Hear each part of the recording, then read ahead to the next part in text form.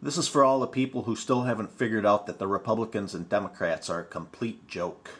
$635 billion spending bill about to be signed by President Bush gives automakers $25 billion in low-interest loans. Right now, General Motors currently trading up just 3 cents, 0.3%, $9.79 a share. You can see Ford actually losing some ground there, off about 1% and change, $4.75 a share. Phil LeBeau is in Chicago on what it all means for the struggling auto industry. A bit of a lifeline here, Phil. And that's the way to look at it, Trish. Don't look at this as a panacea that's going to make everything okay in the auto industry, because it's not. It's simply a lifeline to help them at a time when there are tight credit markets out there. When you look at this $25 billion, a couple of things to keep in mind.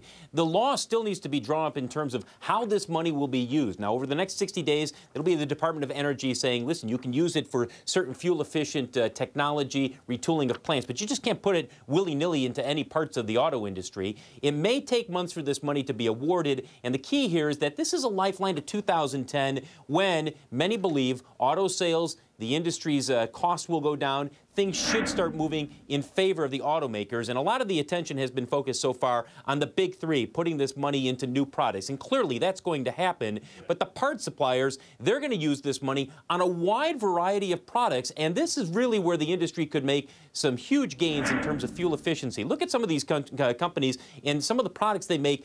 They'll benefit because of these loans. Batteries from Johnson Controls. Tenneco makes emissions equipment that helps lower emissions, particularly with diesel vehicles. Borg-Warner, turbochargers, huge in the future here. Magna International, lightweight frames. Lightweight frames means you'll have more fuel-efficient vehicles. With all of that said, when you look at these stocks, they're not really reacting today, in part, Trish, because most investors are looking at this as a lifeline. They realize that it will help these companies, but this does not mean that these guys are out of the woods by any stretch of the imagination.